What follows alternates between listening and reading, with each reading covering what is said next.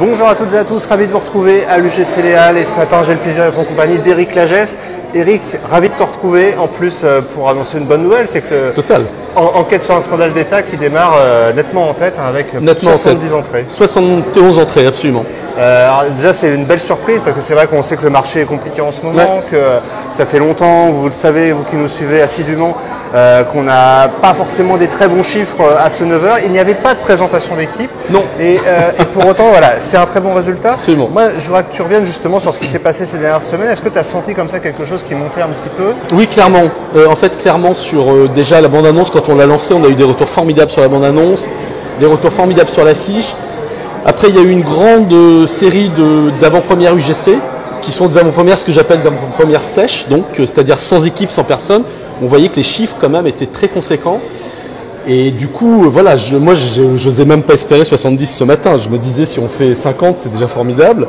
Et je dois avouer que ça fait longtemps que moi, à Pyramide, on n'a pas fait 70 un matin, comme ça.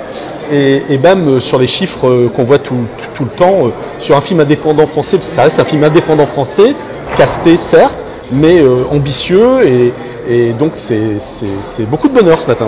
Voilà, et on le voit, et c'est vrai qu'il faut bien avoir conscience que, on le disait, le marché est difficile, mais d'autant plus pour une grande partie des distributeurs indépendants, donc Pyramide fait évidemment partie.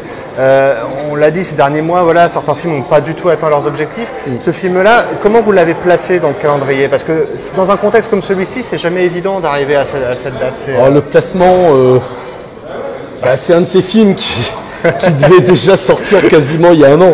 Donc bon, le placement, on a senti que le 9 février était une bonne date parce que je sais pas, on a l'impression que c'est plus un film d'hiver, un film d'enquête comme ça, un film où les gens ont envie d'aller dans une salle, confinés dans une salle pour voir un film qui rentre, qui plonge dans les méandres d'une enquête journalistique de haut vol, une enquête qui dénonce un scandale d'État que je vous laisse découvrir au cinéma.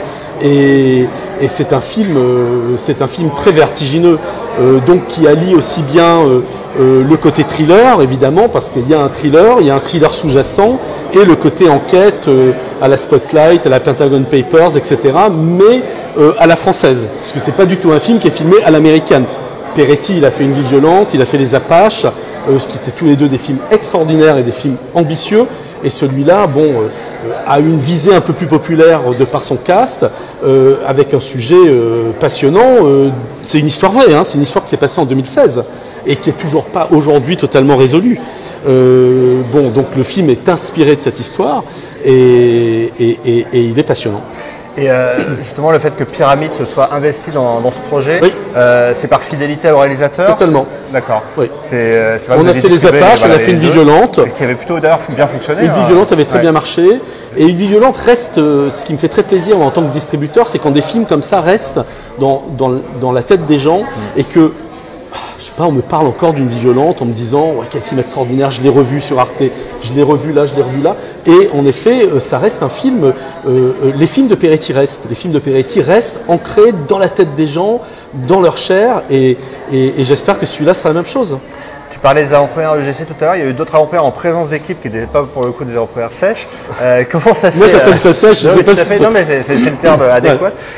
Comment ça s'est passé justement ces avant-premières? Est-ce que tu as des choses qui t'ont marqué, qui t'ont frappé dans l'accueil du film? Alors moi je fais pas tellement le tour, c'est plutôt mes programmateurs qui font le tour de France avec les équipes, mais le film a toujours été très très bien accueilli.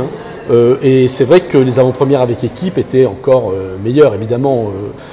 Je crois que l'avant-première à Strasbourg, on a dû faire 140 ou 150 payants. Et l'avant-première sèche, on va dire, on était à 50 ou 40 hier, mais ce qui était déjà très très bien, quoi.